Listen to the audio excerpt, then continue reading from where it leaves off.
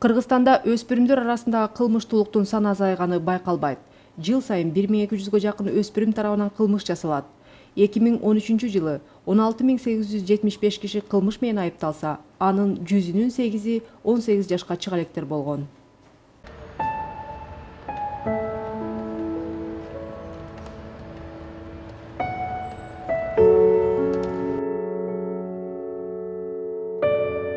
Балдар баардыгы бирдей жаралат.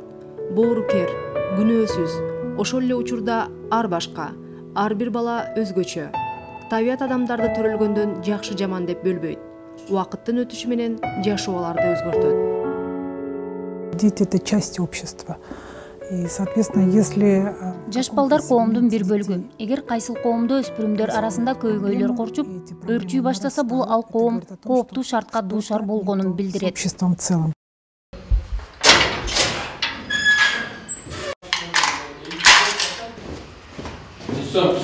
Хуже всего то, что мы не знаем других методов.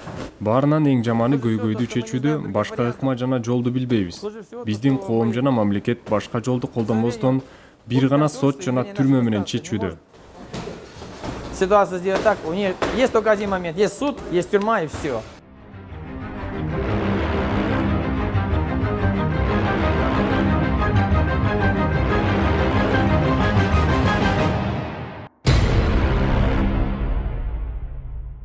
Многие родители... Көптөгөн ата-энелер акча таап балдарын багуу аракетинде аларды бирөөлөргө калтырып кетишет. Жыйынтыгында бала тарбия көрбөй, ата-эне мээримине бөлөнбөй өсүүдө.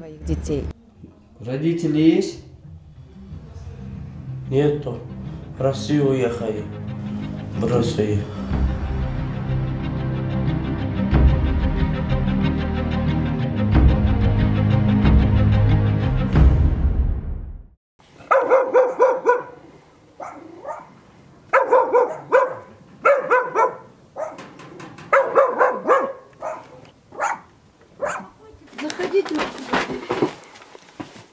Бул аял кызы жана анын үй бүлөсү менен Борбор калаадын ортосундагы конуштардын биринде турат.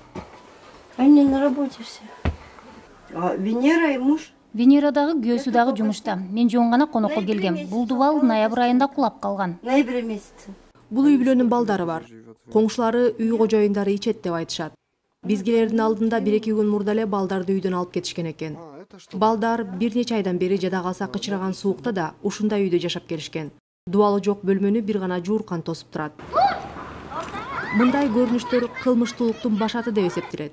Жашоо шарттын начардыгы, жакырчылык, мындай чөйрөдөн суурулуп чыгуу мүмкүн эместей сезилет. Чыгып кетүүнүн бир гана жолу бар.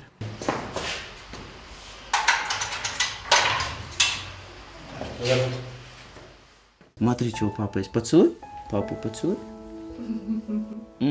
Вон, видите? Видите, Бондарь? Нет, подожди. Папа почистит, поцелуй папу. Молодец. Дети, они быстро впитывают, как губка. Вот то, что видят, то и производят, как бы. Балдар бардык нерсени бат сиңирип алышат. Эмнени көрсө ошону кылат. Ошондуктан үйдө да, башка жакта дагы ар дайым үлгү болуп туруш керек. Себеби мына менин балам да бардык көргөн нерсесин туурайт. Алар бүт нерсени абдан бат үйрөнүшөт. Менин оюмча баламдын жаман чөйрөгө кошулуп кетпеш үчүн жөн гана кантип жашаш керек жана кантип жашабаган оң экендигин көрсөтүп коюш керек. Как можно жить и как не нужно жить. Туда спрячь. Он сам одевает даже перчатки. Кикбоксинг боюнча дүйнөнүн бир канча жолку чемпиону Алексей Федосеев 1 жыл мурун ата болду. Баланын калыптанышына коом жана чөйрө абдан чоң таасир тийгизерин ал жакшы билет. Ал өзү турмуш шарты начар үй бүлөдө өстү. Ошол учурда жашоонун өзү жаман иштерге, мыйзамга каршы чыгууга түртүп жаткандай болгон. Бирок Алексей чөйрөсүнүн мыйзамдарына каршы туруп, туура жолду тандап, үлгү болуп кете алды.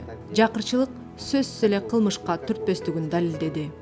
В то время я понимал, что было всем тяжело, не только нашей семье. Ал убакта бир гана биздин үй бүлөгө эмес, бардык үчүн эле кыйын учурлар болуп жаткандыгын билчүмүн. Келечектен эч кандай жакшы бир нерсе үмүттөнчү эмесмин. Атам абдан көп ишчү. Үйдө ар дайым уруш талаш болчу. Ата-энемдин жаңжалын, уруштарды уккум келбей үйдөн качып кетчүмүн. Кээде үйдө жегенге эч нерсе калбай калчу. Вот, и бывали такие моменты, когда даже не было ничего покушать дома. Я знал, что мне... Мага жардам бере ала турган келечегиме салым кошо ала турган адам жоктугун билчүмүн. Ата энемдин ага кудурети жетмек эмес. Андыктан өз күчүм менен келечегимди өзгөрткүм келген. Талыкпай иштедим, эмгектендим, кыйынчылыктардын баарын көрдүм. Далай жолу мүдүрүлүп кайра бутума турдум. Бирок тандаган жолуман тайбай бир гана алдыга карай умтулдум.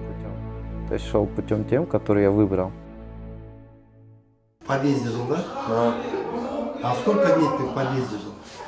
2 дня, да? Бул башка окуя. Бул жаш жигит бир канча күндөн бери шаардын көп кабаттуу үйлөрүнүн подъездеринде жашап жүргөн. Үй тургундары милицияга жашаган жери белгисиз өспүрүм жөнүндө кабар беришкен. Что давали? Деньги давали или поесть давали? Кушать давали. Кушать давали, да? Денег нету, оплаты нету. Как ты живешь? Деньги собираю. Как собираешь? На хлеба спрашиваю. Дают? Дают. Поскольку все заняты зарабатыванием денег, дети остаются без присмотра, родители уезжают на заработки. Азыр акча табуу үчүн ата-энелер чет өлкөгө кетүүдө. Балдар кароосуз калууда. Көп жылдан бери мыйзам жана конфликт ичинде жашаган. Жазага тартылган өспүрүмдөр менен иштеп жүрөм. Алардын жашоосун изилдеп, өспүрүмдөр арасында кылмыштуулуктун өсүшүнүн себеби бул үй бүлө экендигине ынандым. Үй бүлө институтунун бузулушу келечекке чоң залал тийгизет. Это разрушение института семьи в обществе.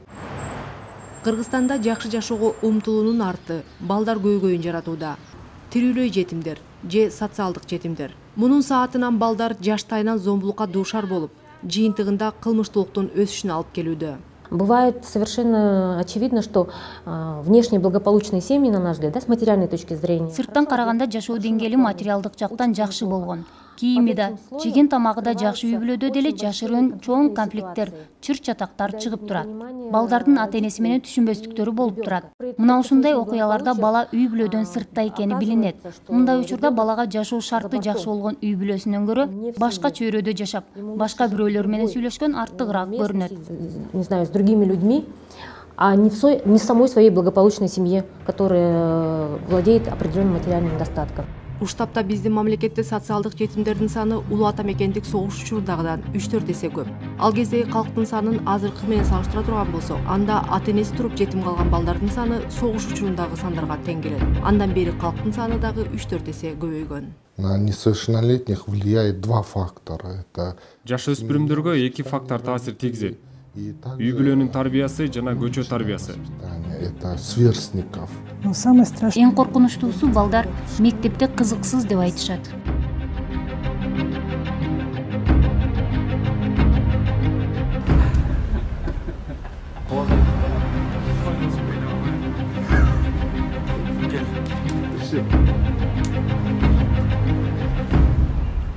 Совершеннолетние, они всегда Өспүрүмдөр ар дайым коомдон көз каранды болушат. Бишкек шаарындагы мектеп окуучулар арасында жүргүзүлгөн сурамжылоо маалында эмнеге жаш четелектер кылмыштуулукка барышат деген суроого ар бир 4-чү мектеп өспүрүмү курчап турган чөйрө, дос, курбу курдаштардын таасири дешсе, 100 өспүрүмдүн ичинен 14-ү мындай кадамга баруунун себеби алкоголдук ичимдиктер, ар түрдүү заттар түрткү болот деп жооп беришкен. Ал эми 13% өзүнүн чөйрөсүндө өзгөчөлөнүп көрүнүүнү максаттаса, дагы 10% үй бүлөдөгү материалдык жетишсиздиктен деп жооп берген. Почему они входят в Эмнеге жашы жете элек өспүрүмдөр мындай чөйрөгө аралашат? Анткени ал чөйрөдө өздөрүнүн кызыкчылыктары бар. Аларды түшүнүшөт.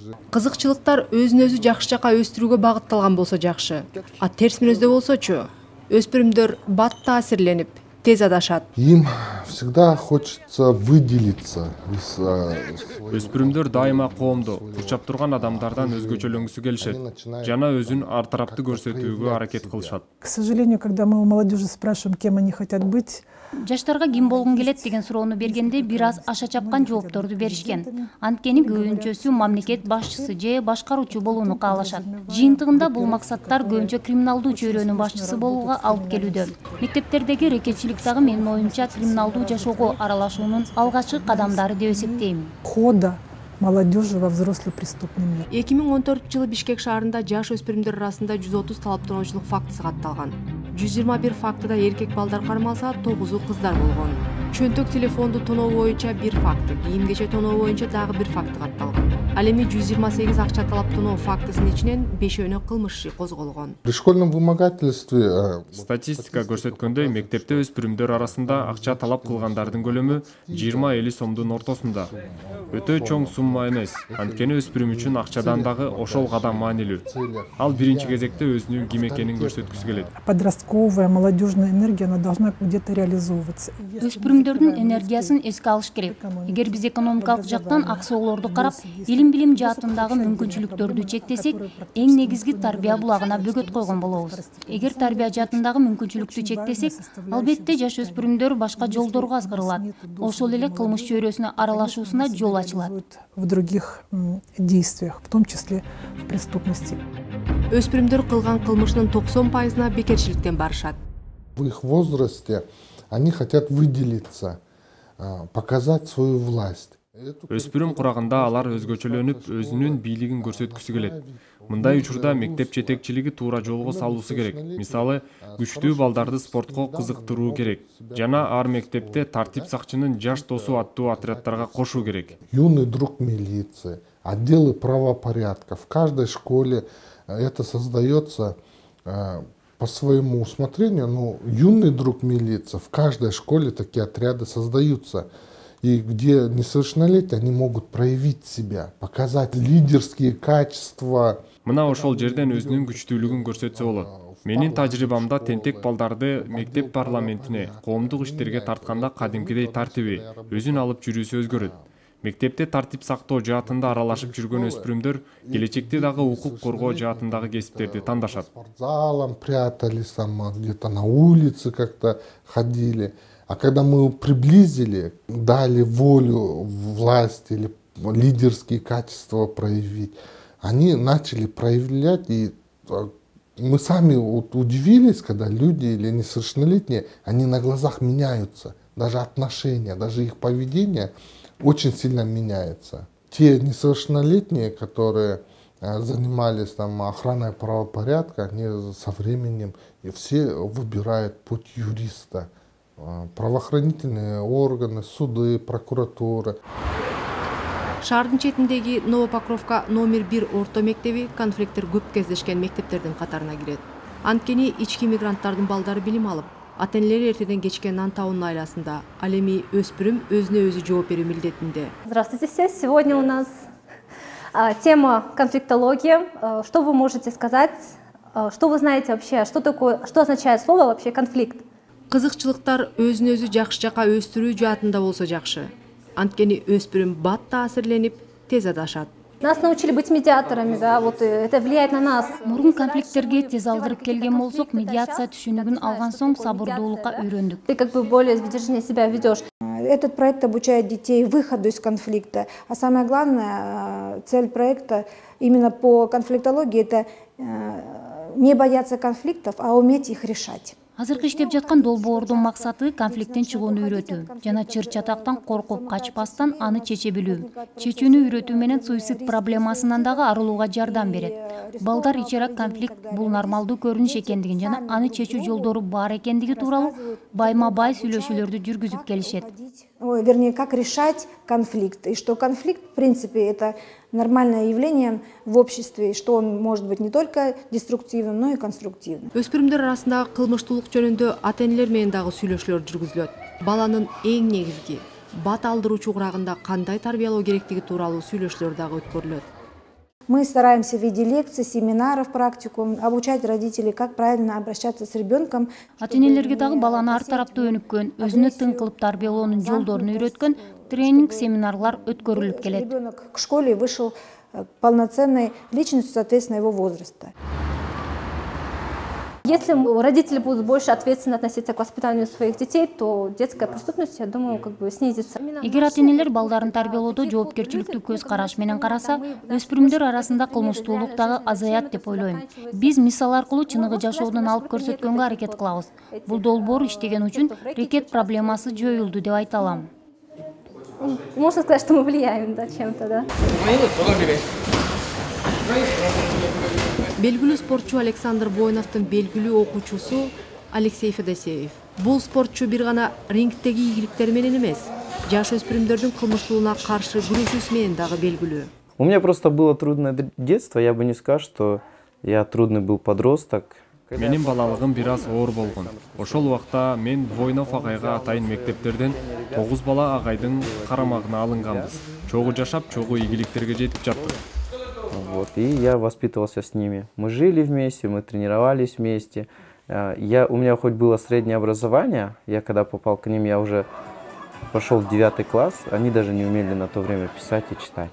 Когда мы с ними познакомились, по 13 лет нам было. 13 жашыбыздан тарбияланууга алындык. Көбүнчөсү кылмыш жаатында дагы башчы болуп жүргөндөр болду. Бирок албетте туура жолду тандоо керек. Просто нужно выбрать правильный путь.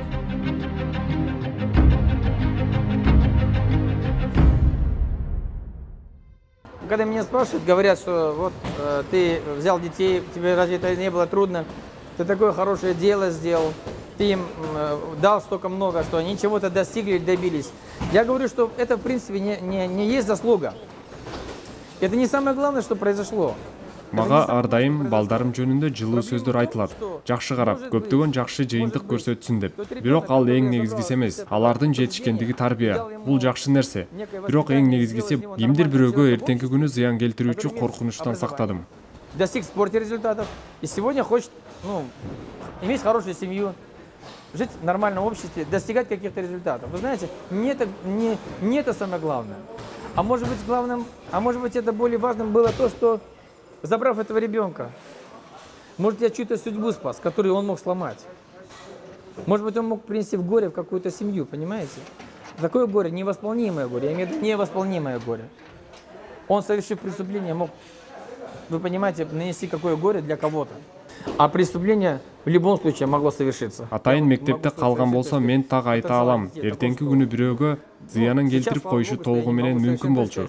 Бирок азыр бир дагы жандуу затка зыяны тийбейт деп толугу менен ишендире айта алам. Мой старший брат, у меня был старший брат тоже, вот, и он попался на краже. Мен кичинекей кезимде Байкемди уруулук боюнча 6-7 жылга соттоп салган. Ошондо апам экөөбүз абакка барганда кылмыштуулук жаман жол экендигин түшүнгөм. Байкемдагы кургагучук тартынан абакта каза болгон. Байкем мага сабак болгон десем болот. Я приезжал, помню, с мамой к нему в тюрьму, вот, и я даже не помню сейчас, где он сидел, вот, и, я понимал, что он там жизнь свою закончил. То есть сейчас вы, как знаете же, много зэков, там, туберкулез, еще что, вот он там заболел туберкулезом и там в тюрьме и умер. Я просто понимал, что чем может это закончиться, все. Я понимал, что если я пойду по той дороге, по которой пошел брат, то ничего хорошего не увижу.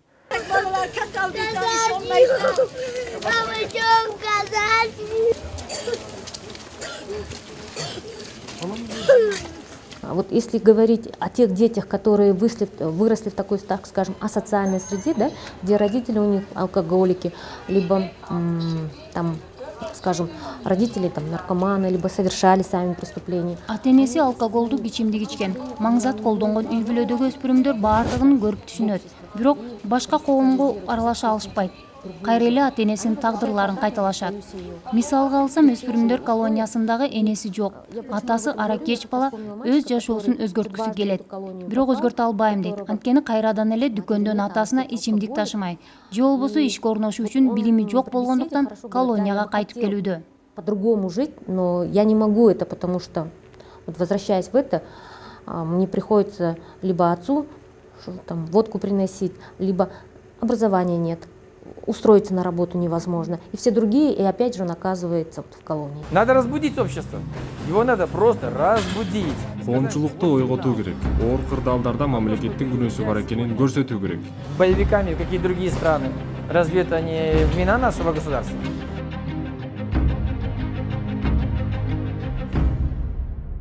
Нет системы, которая бы сегодня могла реабилитировать этих детей. Азыр жолдон адашкан балдарды тарбиялап, багыт бере турган эч кандай жардам жок. Интернатта, балдар үйүндөгү, атайын мектептерде окуган балдардын кайда кетип жаткандыгы тууралуу эч кимде маалымат жок.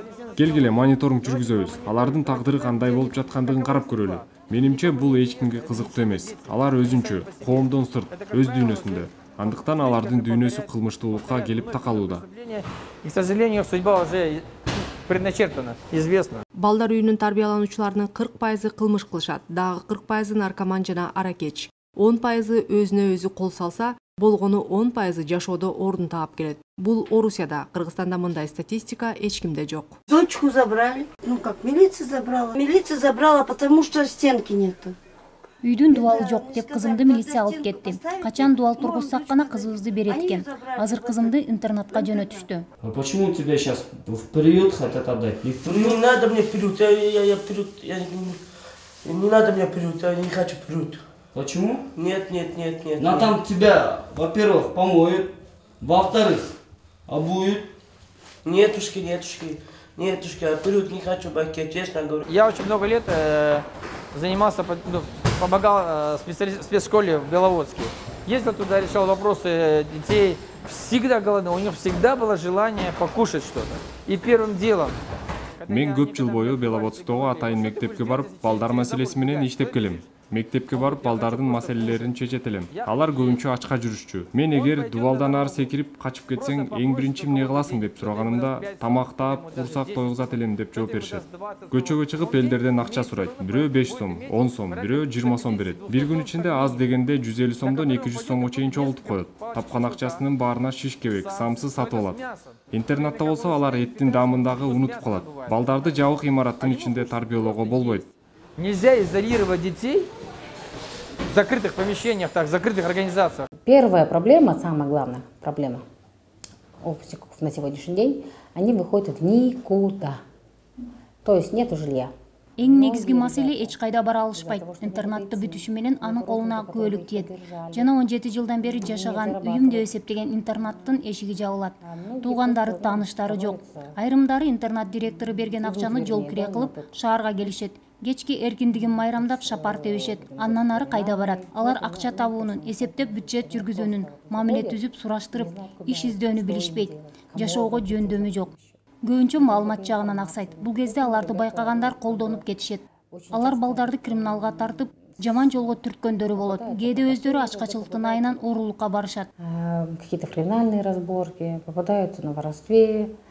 Ну, опять-таки, это не все ребята, конечно. Есть среди ребят вот стержень, да, внутри, которые поступают. Очень много примеров успешных. Бирок баары эле туура эмес жолго түшпөйт. Өз күчү менен окуу жайга тапшырып, ийгиликке жеткендери бар. Жада калса Борбордук Азиядагы Америка университетинде бекир окугандары бар. Алар көбүнчө медицина тармагын таңдашат. Бирок албетте көчөдө калгандар басымдуулук кылат. Медицинский, то есть очень много таких вот успешных вариантов. Но это не все ребята. Я говорю, большой контингент ребят остается просто на улице. Андрей болгону жарым жыл мурун гана колониядан чыккан. Каармандын аты белгилүү себептер менен өзгөртүлдү. Ал бул реабилитациялык мекемеге биринчи жолу келип отурган жери жок. 23 жаштагы Андрейди багуусуз калган балдар борборуна кароолчу кылып ишке алышкан. Биринчи жолу темир тордун артына түшкөндө Андрей 16 жашта эле. Ну, получается, как, когда директор вывел нас, да, с детского дома. Ну, там были обиды все равно, да, на него, там, по-любому. Замечали там это тоже хоть. Биз интернаттан чыккандан кийин директорго болгон мурдагы таарынычтарыбызды эстеп өч алууну чечтик. Директордун бөлмөсүнө кирип техника, компьютер, музыкалык борборду уурдап чыкканбыз. Мен анда 15 жашта болчумун.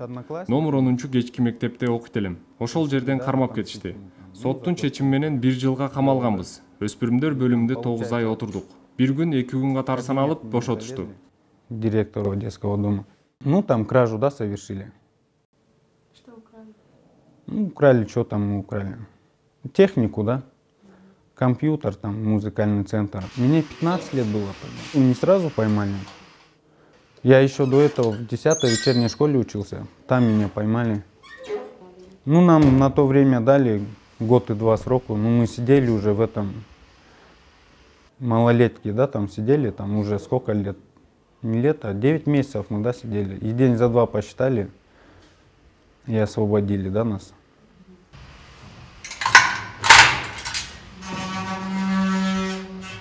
Что касается вопроса, достигает ли цель наказания, да, цель наказания, исправления путем помещения ребенка. Жабык имаратта тарбияланып өскөн өспүрүмдөрдү соттоп, жаза берүү менен оң жолго сала алабызбы?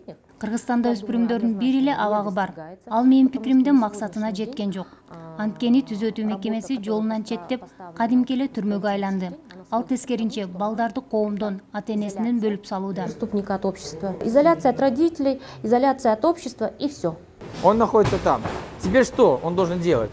По каким законам он должен жить? Абакта олтурган балдар кандай мыйзамдын негизинде жашашы керек? Мамлекеттинби, коомдунбу же абактынбы? Анткени абакта жашагандан кийин ал жердин мыйзамдарын сактоого аргасыз болушат. Абак эрежелери барып алардын жашоо мыйзамына айланат. А это законы тюрьмы, закон зоны.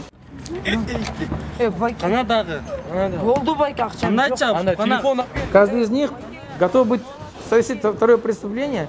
Алардын ар бири экинчи жолу кылмыштуулукка барууга даяр. Анткени абакка кайтуудан баш тартпайт. Ал жакта алар үчүн ыңгайлуу шарт бардай. Балким алар биздин коомдо өздөрүн чоочун сезет. Бул жакта жоксуй, абакта бар. Биринчи жолу кылмыш кылып абакка түшкөн 4 кылмышкердин 3-өө 18 жашка чыга элек өспүрүмдөр.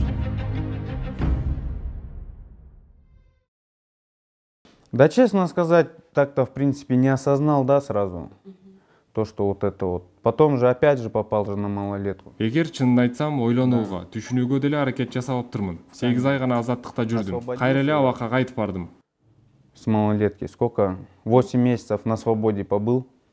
И потом опять преступление совершил.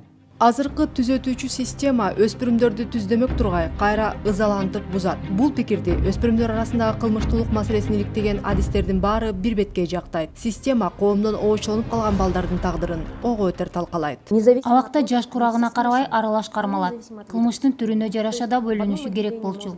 Тактап айтканда 14 жаштан 18 жашка чейинкилер өзүнчө. Андан сырткары велосипед урдагандар өзүнчө, 2 жолу кылмышка баргандар дагы өзүнчө болушу шарт.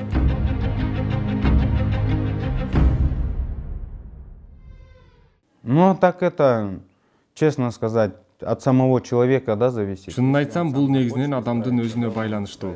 Эгер чындап кааласа оңолуп кетсе болот. Ал эми колония адамды ачуулуу кылат. Она еще злобее делает, да, человека, честно. Я видел жизнь там, я видел жизнь, как живут, например, я ездил в тюрьму к брату, я видел, как люди живут там, как они страдают там, в каком состоянии там находятся, и видел, как люди живут. Мен ал жактагы жашоону билем. Байкеме түрмөгө барганда абактагылар кандай күн кечирип, кандай кыйынчылыктарды баштан өткөрүп жатканын көрдүм. Аларды коомдон четтетип, бөлүп кароо туура эмес. Алар дагы адамдар. Болгону убагында туура жыйынтык чыгара алышкан эмес. Бирок жашоону өзгөртүү үчүн дайыма мүмкүнчүлүк болот. Менин оюмча кыйынчылыктарга карабай, аны жакшы тарапка өзгөртүүгө болот. Аракет кылса, баары жакшы жакка бурулат. Судьба не пинала нас, не ставила на колени, всегда можно изменить жизнь в лучшую сторону. Просто нужно стараться, и все получится.